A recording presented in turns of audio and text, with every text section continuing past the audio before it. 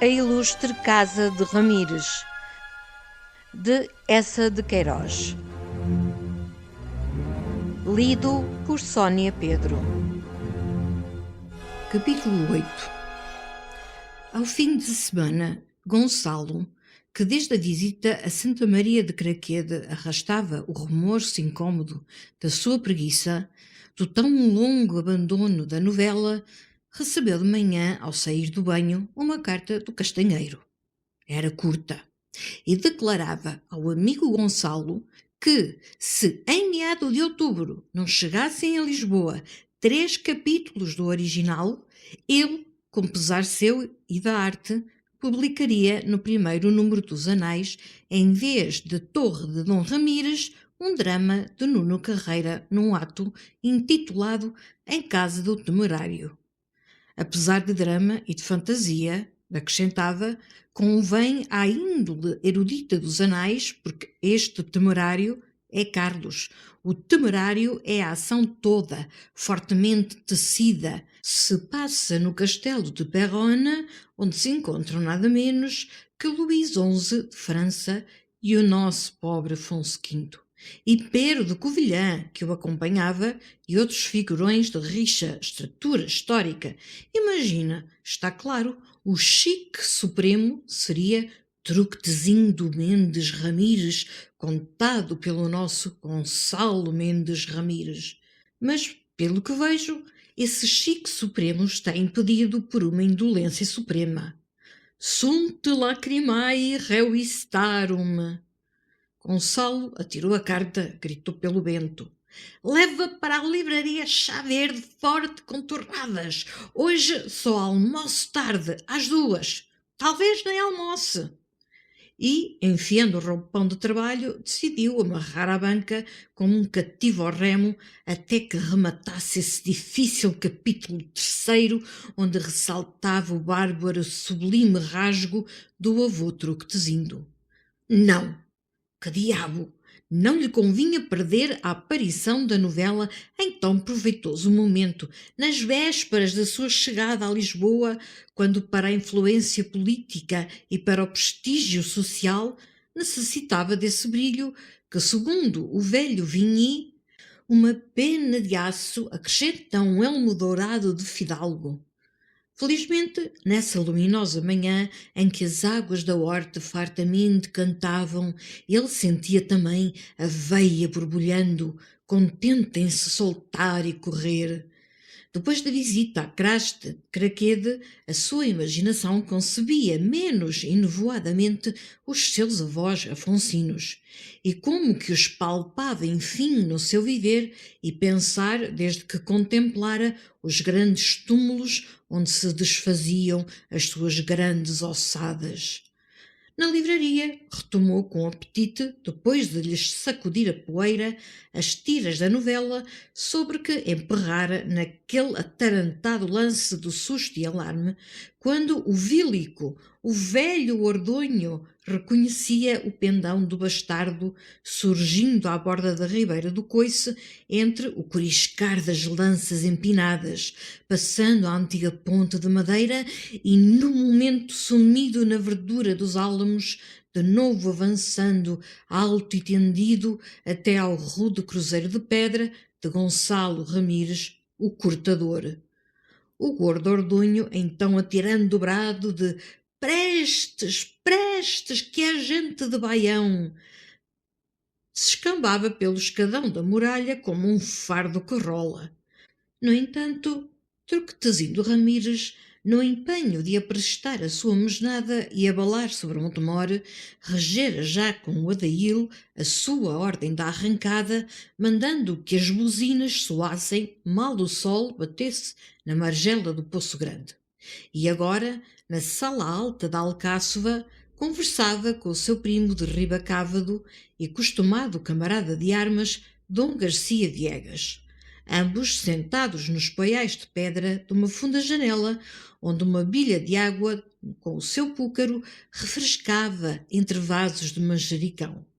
Dom Garcia Viegas era um velho esgalgado e ágil, de escuro carão rapado, com os miúdos olhos coruscantes que merecera a alcunha de sabedor pela avideza e suculência do seu dizer, as suas infinitas manhas de guerra e a prenda de falar latim mais doutamente que um clérigo da cúria. Convocado por Truquetezindo, como os outros parentes do solar, para engrossar a mesnada dos Ramires em serviço das infantas, correra logo a Santa Ireneia, fielmente, com o seu pequeno poder de 10 lanças, começando por saquear no caminho a herdade de Palhacã, dos de Severosa, que andavam com um pendão alto na hoste real contra as donas oprimidas. Tão rijamente se apressara que desde a madrugada apenas comera sobre a cela, em Palhacã, 2 rodelas dos chouriços roubados. E com a sede da afogueada correria, ainda na emoção de tão amarga nova, a derrota de Lourenço Ramires, seu afilhado, novamente enchia de água o púcaro de barro. Quando pela porta de armas, que 3 cabeças de javali dominavam, rompeu o velho Ordonho esbaforido. Senhor Truquetezindo Ramires, o bastardo de Baião passou a ribeira, vem sobre nós com um grande troço de lanças. O velho rico homem saltou do paial e, arremessando a mão cabeluda, cerrada com sanha como se já pela gorja empolgasse o bastardo. Pelo sangue de Cristo, em boa hora, vem que nos poupa caminho. Hein, Garcia Viegas, a cavalo e sobre ele?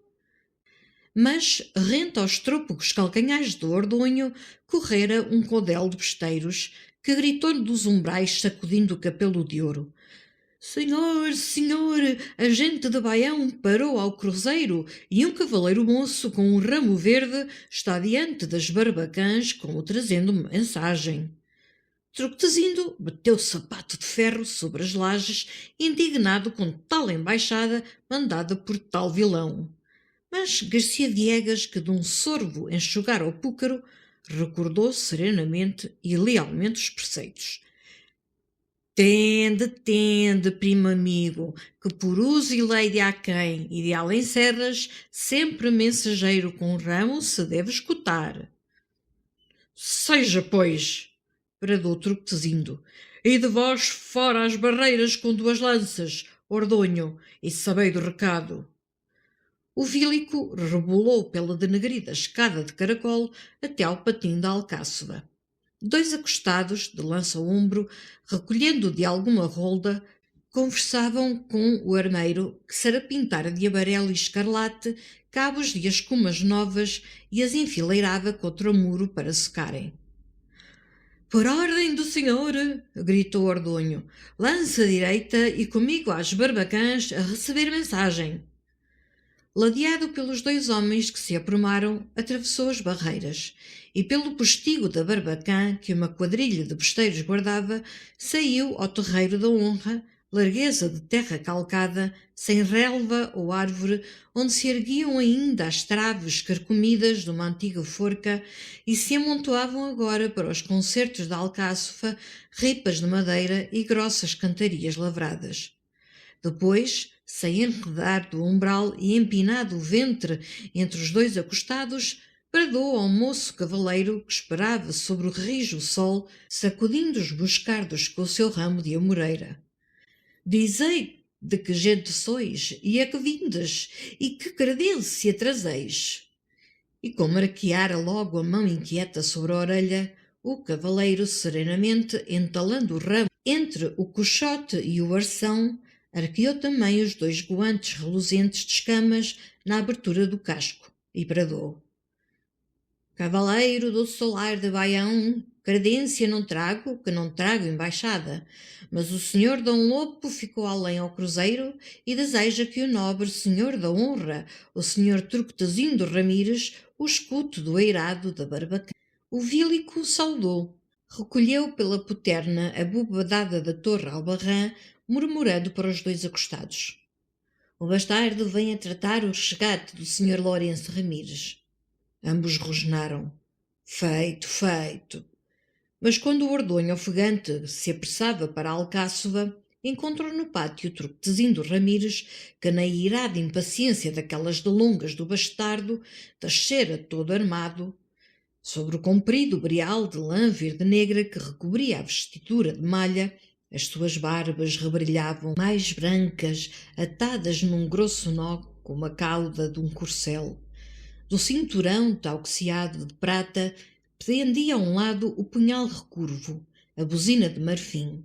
Ao outro, uma espada goda de folha larga, com alto punho dourado, onde cintilava uma pedra rara trazida outrora da Palestina por Gutierres Ramírez, o do ultramar. Um sergente conduzia sobre uma almofada de couro os seus guantes, o seu cabelo redondo de viseira agradada, como usara el rei Dom Sancho. Outro carregava o imenso broquel da forma de um coração, revestido de couro escarlate, com o açor negro rodemente pintado, esgalhando as garras furiosas. E o alferes Afonso Gomes seguia com o guião enrolado na funda de lona. Com o velho rico homem descera Dom Garcia Viegas e os outros parentes do solar. O decrépito Ramiro Ramírez, um veterano da tomada de Santarém, torcido pelos reumatismos como a raiz de um roble, e arrimando os passos trêmulos, não a um bastão, mas a um chuço. O formoso Lionel, o mais moço dos Samoras de Sendufe, o que matara os dois ursos nos brejos de Caxamuz e que tão bem trovava. Mendo de Briteiros, o das barbas vermelhas, grande queimador de bruxas, ledo arranjador de folgares e danças, e o agigantado senhor dos passos de Avelim, todo coberto como um peixe fabuloso de escamas que reluziam. Como o sol se acercava da margela do Poço Grande, marcando a hora da arrancada sobre Montemor, já dos fundos alpendres que escondiam os campos do tavolado, os cavalariços puxavam os ginetes de guerra com as suas altas selas pregueadas de prata. As ancas e os peitos resguardados por coberturas de couro franjado que rojavam nas lajes. Por todo o castelo se espalhara que o bastardo, depois da lide fatal aos Ramírez, correra de canto a pedra, ameaçava a honra. E debruçados dos passadiços que ligavam a muralha aos contrafortes da Alcáçova, ou metidos por entre os engenhos de arremesso que atulhavam as corredoiras, os moços da uxaria, os servos das hortas, os vilões acolhidos para dentro das barbacãs espreitavam o senhor de Santa Ireneia e aqueles cavaleiros fortes com ansiedade, tremendo do assalto dos de Baião e dessas horrendas bolas de ferro cheias de fogo que agora as mesnadas cristãs arrojavam tão destramente como as hordas sarracenas. No entanto, com a sua gorra esmagada contra o peito, Ordonho, arfando, apresentava a truquetezindo o recado do bastardo. É cavaleiro moço, não traz credência. O senhor bastardo espera ao cruzeiro e pede que o atendais da quadrela das barbacãs. Que se arquece, pois, gritou o velho, e com quantos queira dos vilões que o seguem. Mas Garcia Viegas, o sabedor, sempre avisado com a sua esperta mansidão: tende, primo e amigo, tende, não subais vós à tranqueia, antes que eu me assegure se Baião nos vem com arteirice ou falsura.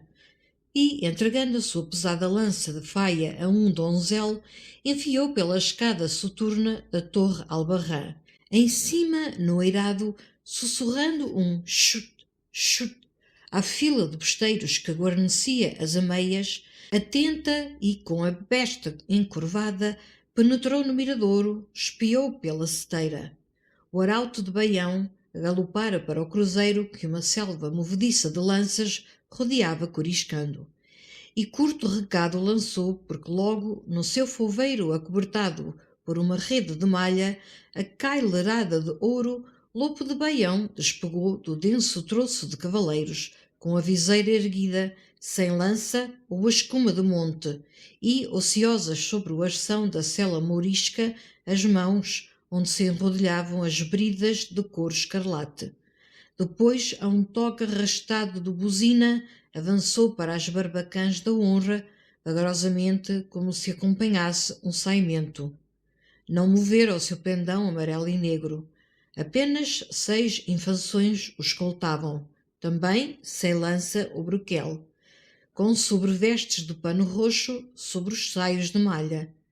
Atrás, 4 alentados besteiros carregavam aos ombros umas andas toscamente armadas com troncos de árvores onde um homem jazia estirado, como um morto, coberto contra o calor e os moscardos por leves folhagens de acácia. E um monge seguia numa mula branca, segurando misturadamente com as rédeas um crucifixo de ferro sobre que pendia a orla do seu capuz e a ponta da barba negra.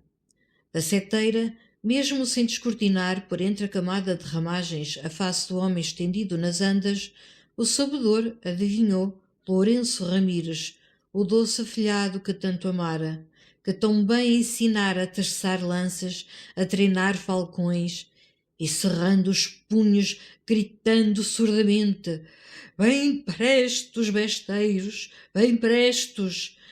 Desceu a escura escadaria, tão arremessado pela cólera e pela mágoa, que o seu elmo cavamente bateu contra o arco da porta, onde o esperava Truquetezindo com os cavaleiros parentes. "Senhor primo", bradou, "vosso filho Lourenço está diante das barreiras da honra, deitado sobre umas andas." Com um rosnar de espanto, um atropelo dos sapatos de ferro sobre as lajes sonoras, todos seguiram pela poterna de Albarrã o rico homem até ao escadão de madeira que se empurrava contra a quadrela das barbacãs. E quando o enorme velho surdiu no eirado, um silêncio pesou, tão ansioso que se sentia para além do vergel o chiar triste e lento da nora e o latir dos mastins. No terreiro, em frente à cancela gateada, o bastardo esperava imóvel sobre o seu ginete, com a formosa face bem levantada, a face de claro sol, onde as barbas aneladas, caindo nas solhas do arnês, rebrilhavam como ouro novo. Vargando o capelo de ouro-pel, saudou Truquetezindo com a gravidade e preito. Depois alçou a mão que descalçara do guante, e num considerado e sereno falar: "Senhor Truquetezindo Ramires, nestas andas vos trago o vosso filho Lourenço, que em lide leal, no vale de Canta-Pedra, colhi prisioneiro e me pertence pelo foro dos ricos homens de Espanha. E de Canta-Pedra caminhei com ele para vos pedir que entre nós findem estes homicídios e estas feias brigas que mal baratam sangue de bons cristãos. Senhor Truquetezindo Ramires, como vós venho de reis. De Afonso de Portugal recebi a pranchada de cavaleiro. Toda a nobre raça de Baião se honra em mim. Consenti em me dar a mão da vossa filha Dona Violante, que eu quero e que me quer, e mandai erguer a levadiça, para que Lourenço, ferido, entre no seu solar, e eu vos beije a mão do pai." Das andas que estremeceram sobre os ombros dos pesteiros, um desesperado brado partiu: "Não, meu pai!" E hirto na borda do eirado, sem descruzar os braços, o velho Truquetezindo retomou o brado, que por todo o terreiro da honra rolou mais arrogante e mais cabo: "Meu filho antes de mim te respondeu, vilão." Como se uma pontuada de lança lhe topasse o peito, o bastardo vacilou na alta cela, e colhido pelo repuxão das rédeas, o seu foveiro recuou, alteando a testeira dourada. Mas a um novo arremesso repulou contra a cancela, e Lopo de Baião, erguido sobre os estribos, gritava com ânsia e com furor: "Senhor Truquetezindo Ramires, não me tenteis!" "Arreda, vilão, e filho de viloa, arreda!" clamou soberbamente o velho, sem desprender os braços de sobre o levantado peito, na sua rija imobilidade e teima, como se todo o corpo e alma fossem de rijo ferro. Então o bastardo, arrojando o guante contra o muro da barbacã, rugiu chamejante e rouco: Pois, pelo sangue de Cristo e pela alma de todos os meus, te juro que se me não dás neste instante essa mulher que eu quero e que me quer, sem filho ficas, que por minhas mãos diante de ti, e nem que todo o céu acuda, lhe acabo com o resto da vida. Já na mão lhe lampejava um punhal, mas no ímpeto de sublime orgulho, um ímpeto sobre-humano em que cresceu como outra escura torre entre as torres da honra, troquetezindo arrancar a espada. Com esta, covarde, com esta, para que seja puro, não vil como o teu, o ferro que atravessar o coração do meu filho. Furiosamente, com as suas possantes mãos, arremessou a espada que rodopiou silvando e faiscando, se cravou no duro chão, onde tremia, ainda faiscava, como se uma cólera heroica também a animasse. E no mesmo relance, como um urro, um salto do ginete, o bastardo debruçado do arção enterrara o punhal na garganta de Lourenço, em golpe tão cravado que o esguicho do sangue lhe salpicou a clara face, as barbas de ouro. Depois foi uma bruta abalada. Os 4 besteiros sacudiram para o chão as andas, o corpo morto enrodilhado nos ramos, e atiraram pelo terreiro, como lebres em clareira, atrás do monge que se agachava agarrados às crinas da mula. Numa curta desfilada, o bastardo, os 6 cavaleiros, gritando o alarme, mergulharam no arraial que estacara o cruzeiro. Um tumulto remoinhou em torno ao devoto pilar, e enrodilhado o tropel, a mesnada desenfreou pela ribeira, varou a velha ponte, logo enoblada em pó e sumida para além do arvoredo, num fugidio coriscar de capelinas e de lanças apinhadas. Uma alta grita, no entanto, atroara as muralhas de Santa Ireneia. Virotes, flechas, balas de funda assobiavam, despedidas no mesmo furioso repente sobre o bando de Baião. Mas apenas um dos besteiros que carregara as andas tombou, estrebuchando como a flecha na ilharga. Pela cancela das barreiras, já cavaleiros e donzéis de armas se empurravam desesperadamente para recolher o corpo de Lourenço Ramires. E Garcia Viegas, os outros parentes, galgaram ao eirado de Barbacã, donde truquetezindo se não arredara, rígido e mudo, fitando as andas e seu filho estatelado com elas sobre o terreiro da sua honra. Quando ao rumor e pesadamente se voltou, todos emudeceram ante a serenidade da sua face mais branca que as brancas barbas de uma morta brancura de lápide, com os olhos ressequidos e cor de brasa a latejar, a refulgir como os 2 buracos de um forno. Com a mesma sinistra serenidade, tocou no ombro do velho Ramiro, que tremia arrimado ao seu choço, e numa vagarosa e vasta voz: Amigo, cuide tu do corpo do meu filho, que a alma ainda hoje, por Deus, lhe vou eu sossegar. Afastou aqueles senhores emudecidos de assombro e de emoção e baixou pela gasta escada de madeira que rangia sob o peso do enorme rico homem, carregado de ira e de dor. Nesse momento, entre besteiros e serviçais que se atropelavam, o corpo de Lourenço Ramires transpunha o portelo das Barbacãs, segurado pelo formoso Lionel e por mendo de briteiros, ambos afogueados de lágrimas e rouquejando ameaças furiosas contra a raça de Baião. Atrás, o trôpego Ordonho gemia, abraçado à espada de Truquetezindo que apanhara no chão do terreiro e que beijava como para a consolar. À borda do fosso, uma aveleira espalhava a sombra no velho bronco tabuão, pregado sobre touros, donde aos domingos, com o adarel dos besteiros, Lourenço dirigia os jogos de besta e frecha, distribuindo fartamente as recompensas de bolos de mel e de vinho em picheis. Sobre estas tábuas os tiraram, recuando todos depois, enquanto aterradamente se benziam. Um cavaleiro de briteiros, temendo por aquela alma desamparada e sem confissão, correra à capela da Alcáçova procurar Frei Múncio.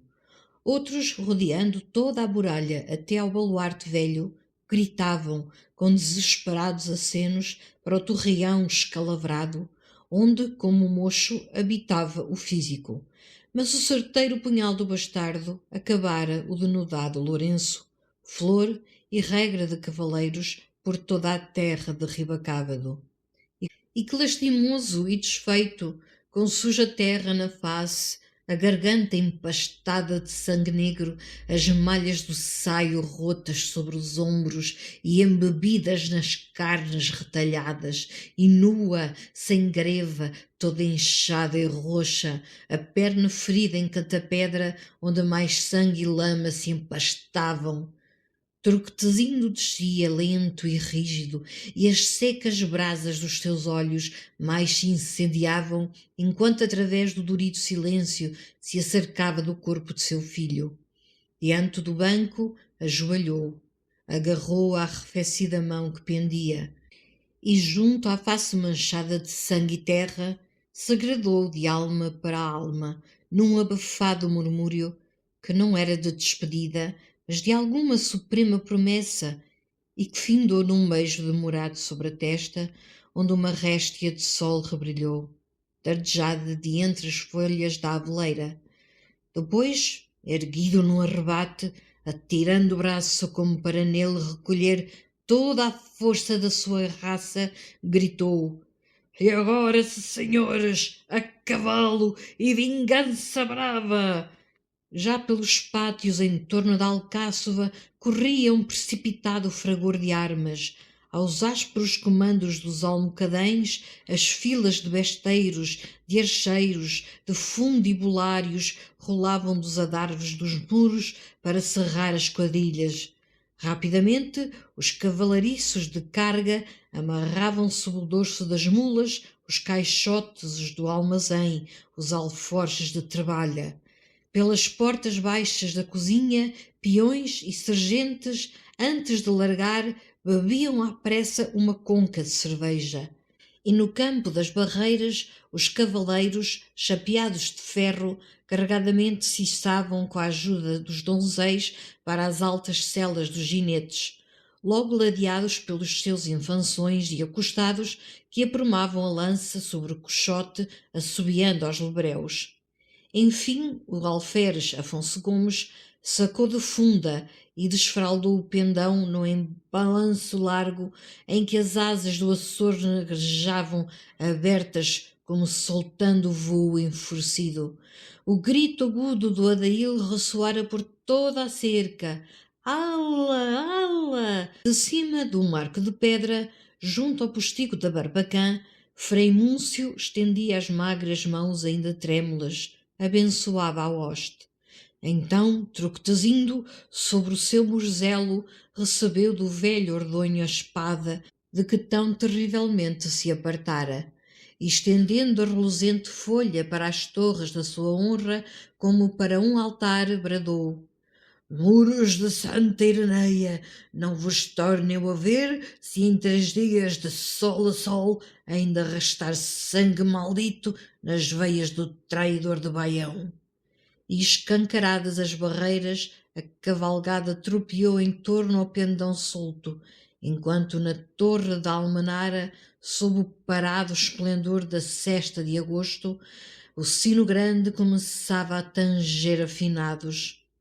Quando Gonçalo à tarde, enterrado na poltrona à varanda, releu este capítulo de sangue e furor sobre que se esfalfara durante a semana, pensou que o lance impressionaria. Sentiu então o apetite de recolher sem demora os louvores merecidos e de mostrar a Gracinha e ao padre Soeiro os 3 capítulos completos antes de remeter o manuscrito para os anais. E mesmo lhe convinha, porque a erudição arqueológica do padre Soeiro forneceria talvez algum traço novo, bem afonsino, que mais avivasse aquela ressurreição da honra de Santa Ireneia e dos seus senhores formidáveis. Imediatamente resolveu partir de manhã para Oliveira com o seu trabalho, que depois desmiuçado pelo padre Soeiro, confiaria ao procurador de Dona Arminda Viegas para ele o copiar naquela sua formosa letra tão celebrada em todo o distrito e apenas igualada nas maiúsculas pela do escrivão da Câmara Eclesiástica. Sacudia já da poeira uma antiga pasta de marroquim para transportar a obra amada, quando o Bento empurrou a porta, ajoujado, com uma cesta de vime que uma tolhada de renas cobria. Um presente! Um presente? De quem? De Feitosa, das senhoras. Bravo! E com uma carta que bem pregada na toalha. Com que curiosidade Gonçalo despedaçou o subscrito. Mas, apesar de lacrado com um pomposo selo de armas, apenas continha linhas a um lápis num bilhete de visita da prima Maria Mendonça. Ontem ao jantar contei quanto o primo Gonçalo gosta de pêssegos, sobretudo aboborados em vinho, e a Anica toma por isso a liberdade de lhe mandar esse cestinho de pêssegos da Feitosa, que, como se sabe, são falados em todo o Portugal. Mil saudades! Gonçalo imaginou logo no fundo da cesta, debaixo dos pêssegos, docemente escondida, uma cartinha da Dona Ana. Bem, são pêssegos. Deixa aí sobre uma cadeira. Era melhor que os levasses já para a copa, senhor doutor, para os arrumar na prateleira. Deixa sobre a cadeira. Apenas o Bento cerrar a porta, estendeu no chão a toalha, entornou cuidadosamente por cima os pêssegos formosos que perfumavam a livraria. No fundo da cesta encontrou apenas folhas de parra. Levemente desconsolado, cheirou um pêssego. Depois considerou que os pêssegos arranjados por ela, com parra que ela apanhara na latada, sob toalha que ela escolhera no armário, formavam na sua mudez cheirosa um recadinho sentimental. Ainda agachado na esteira, comeu o pêssego e recolocou os outros na cesta para os levar à gracinha. Mas, ao outro dia, às 2 horas, já com a parelha do torto engatada à caleche, já com as luvas calçadas para a jornada de Oliveira, recebeu uma inesperada visita. A visita do senhor Visconde de Rio Manso. Descalçando as luvas, o fidalgo pensava: o Rio Manso, que me quererá esse casmurro.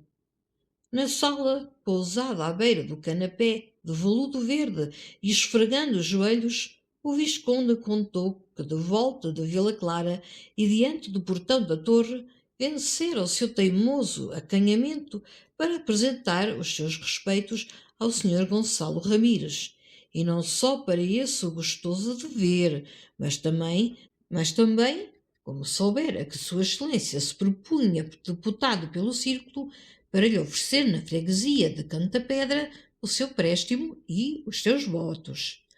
Gonçalo, risonho e pasmado, dava, torcia embaraçadamente o bigode, e o Visconde de Rio Manso não estranhava aquele pasmo, porque de certo o Sr. Gonçalo Ramires o conhecera sempre como ferranho regenerador. Mas então, ele pertencia sempre à geração agora bem rareada que antepunha aos deveres da política os deveres da gratidão. E além da simpatia que lhe merecia o Sr. Gonçalo Ramires, pelo que constava em todo o distrito do seu talento, da sua afabilidade, da sua caridade, também conservava para Sua Excelência uma dívida de gratidão ainda aberta, não por indiferença, mas por timidez. Vossa Excelência não adivinha, Sr. Gonçalo Ramires, não se lembra? Não, realmente, Sr. Visconde, não me... Pois uma tarde o Sr. Gonçalo Mendes Ramires passava a cavalo pela quinta da varandinha, quando sua neta, brincando no terraço, aquele terraço gradeado, onde se curva uma magnólia, deixou escapar uma pela para a estrada.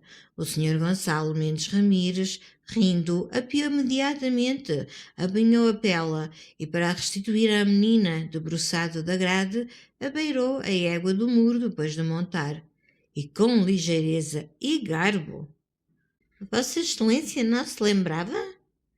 Ah, sim, sim, agora.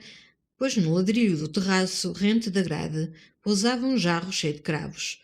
O senhor Gonçalo Mendes, depois de gracejar com a menina que, louvado Deus, não era acanhada, pediu um cravo que ela escolheu e que lhe deu toda séria como uma senhora. E ele, que observava da janela do seu quarto, pensava: ora, aí está este fidalgo da torre, um tão grande fidalgo, que amável. Oh, Sua Excelência não tinha que ricorar. A gentileza fora grande, e a ele a vou parecer imensa, mas não ficara somente na pela apanhada.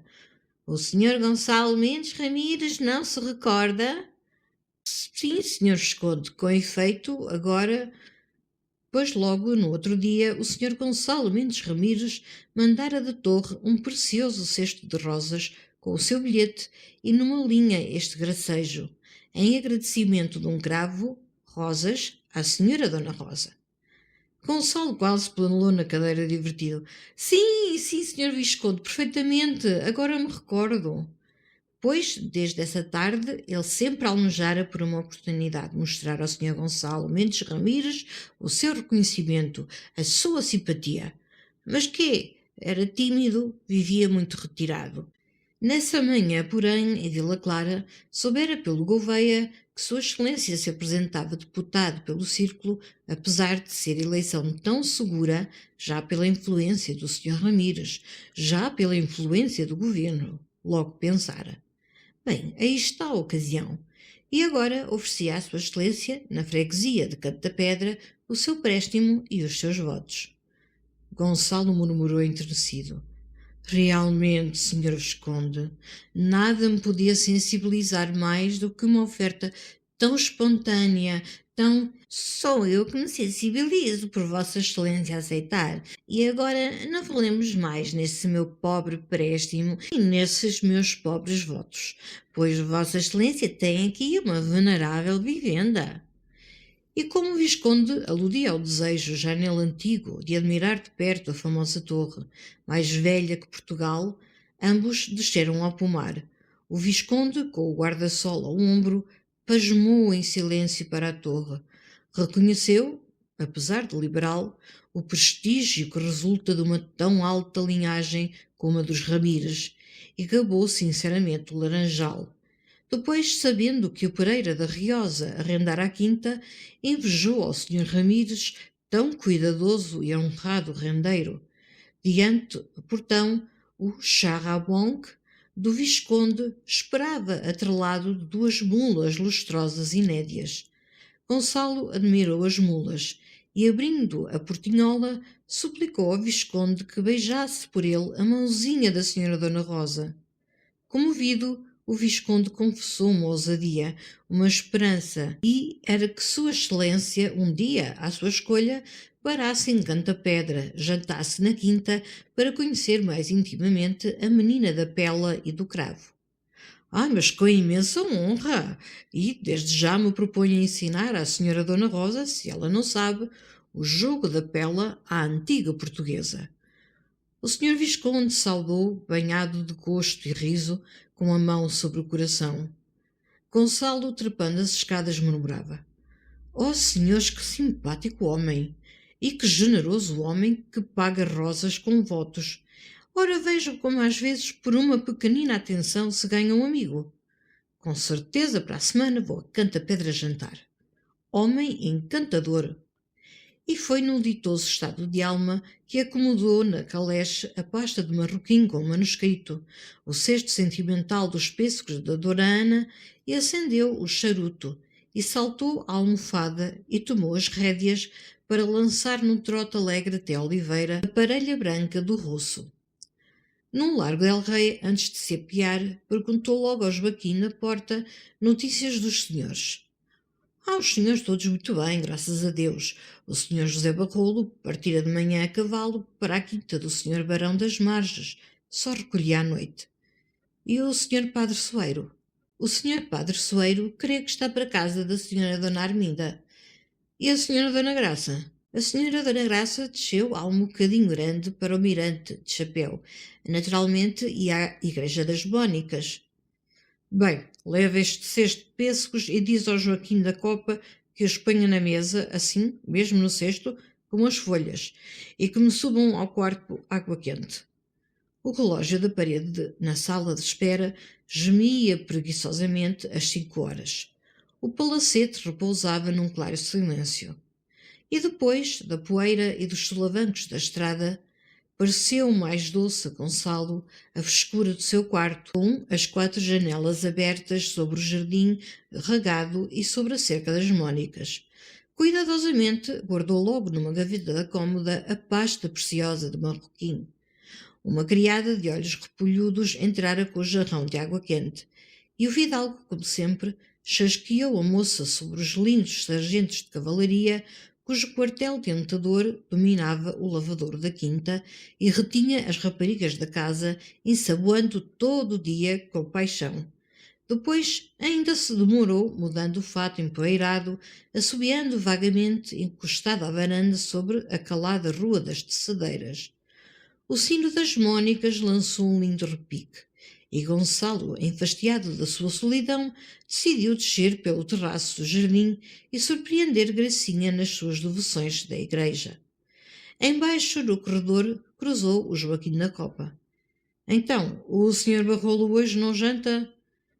O senhor Barrolo foi jantar com o senhor Barão das Marges, na quinta. São os anos da menina. Naturalmente só recolhe à noite. Gonçalo, no jardim, ainda tardou por entre os alegretes, compondo para o casaco um ramo de flores ligeiras. Depois rodeou a estufa, sorrindo da porta com que Barrolo a enriquecera, uma porta envidraçada, arqueada em ferradura com um monograma de cores rutilantes, e meteu pela rua que conduzia ao repuxo, coberta de silêncio e penumbra pela rama enlaçada dos seus altos loureiros. Adiante, circundado de bancos de pedra, de árvores de aroma e flor, cantava dormentemente o fino repuxo num tanque redondo, de borda larga, onde se espaçavam grossos vasos de louça branca, com o brasão ramalhudo dos sás. Certamente, na véspera ou de manhã, se lavara o tanque, porque na água muito transparente, sobre as lajes muito claras, nadavam com redobrada vivacidade, em lampejos rosados, os peixes que Gonçalo assustou, mergulhando e agitando a bengala. E daquela borda do tanque já ele avistava ao fundo de outra rua, debruada de dálias abertas, um mirante, uma construção do século XVIII, simulando um templozinho grego cor-de-rosa, desbotado, com um gordo cupido sobre a cúpula e janelinhas de rocalha entre o meio relevo das colunas caneladas por onde trepavam jasmineiros. Gonçalo arrancou, como costumava, folhas de um ramo de Lúcia Lima para esmagar e perfumar as mãos, e continuou para o mirante, vagarosamente, por entre as dálias apinhadas. Na ália, novamente ensaibrada, os sapatos finos de verniz que calçara pousavam sem rumor no saibro mole. E assim, no silêncio de sombra indolente, se acercou do mirante e de uma das janelinhas que, mal cerrada, conservava corrida por dentro a persiana de tabuinhas verdes. Rente dessa janela era a escada de pedra, que do elevado e comprido terraço sobre que se estendia o jardim, comunicava com a encovada rua das Tecedeiras, quase em frente à capela das Mónicas. E Gonçalo, sem pressa, descia, quando, através da persiana rala, sentiu dentro do mirante um sussurro, um cochichar perturbado. Sorrindo, pensou que alguma das criadas da casa se refugiara nesse templozinho de amor com um dos sargentos terríveis de cavalaria. Mas não, impossível, pois se momentos antes Gracinha roçara aquela janela e pisara aquela escada no seu caminho para as Mónicas, e então outra ideia o varou como uma espada, e tão dolorosa que recuou com terror da beira do mirante onde ela perversamente o assaltara. Já, porém, uma desesperada curiosidade o agarrara, o empurrava e colou a face à persiana com a cautela de um espião. O mirante recaía em silêncio. Gonçalo temia que o traíssem as pancadas do seu coração. Santo Deus! De novo o murmúrio recomeçava, mais apressado, mais turbado. Alguém suplicava, balbuciava. Não, não, que loucura! Alguém urgia impaciente e ardente. Sim, meu amor, sim, meu amor. E a ambos os reconheceu, tão claramente como se a persiana se erguesse por entre ela e entrasse toda a vasta claridade do jardim. Era a Gracinha, era o cavaleiro. Colhido por uma imensa vergonha no atarantado pavor que o surpreendessem junto do mirante e da torpeza escondida, enfiou pela Rua das Dálias, encolhido, com os sapatos leves no saibro mole. Costeou o repuxo por sob a ramaria dos arbustos, remergulhou na escuridão dos loureiros, deslizou sorrateiramente por trás da estufa, penetrou no sossego do palacete. Mas o murmúrio do mirante ainda o envolvia, mais desfalecido, mais rendido. Não, não, que loucura! Sim, sim, meu amor. Abalou através das salas desertas como uma sombra acossada. Escorregou abafadamente pela escadaria de pedra. Varou o portão numa carreira, espreitando com medo do Joaquim da porta. No largo parou diante da grade do relógio de sol, mas o sussurro do mirante errava por todo o largo como um vento enroscado, raspando as lajes, batendo as barbas dos santos sobre o portal da igreja de São Mateus, redemoinhando nos telhados musgosos da cordoaria. Não, não, que loucura! Sim, sim, meu amor. Então Gonçalo sentiu a ansiedade desesperada de escapar para longe, para imensamente longe do largo, do palacete, da cidade, de toda aquela vergonha que o trespassava. Mas uma carruagem? Pensou na alquilaria do Maciel, a mais retirada, para além das últimas casas, na estrada do seminário. E cozido com os muros baixos dessas ruas pobres, correu, mandou engatar numa caleche fechada. Enquanto esperava à porta num banco, passou pela estrada uma lenta carroça com móveis, panelas de cozinha, um grande colchão onde se alastrava uma nódoa. Bruscamente, Gonçalo recordou o divã que guarnecia o mirante. Era enorme, de mogno, todo coberto de riscadinho, com molas laças que rangiam. E de repente um murmúrio recomeçou, cresceu, rolando com fragor de trovão por sobre os casebres vizinhos, por sobre a cerca do seminário, por sobre a oliveira espantada. Não, não, que loucura! Sim, sim, meu amor. Com um salto, Gonçalo gritou para dentro, para a cavalariça escura. Então, que inferno, não acaba essa carruagem? Já a largar, meu fidalgo. No relógio da piedade, 7 horas batiam, quando ele se atirou para a caleche e fechou o setor perros, e se enterrou no fundo, bem sumido, esmagado, com a sensação que o mundo tremera e as mais fortes almas se abatiam e a sua torre, velha como o reino, rachava, mostrando dentro um montão ignorado de lixo e de saias sujas.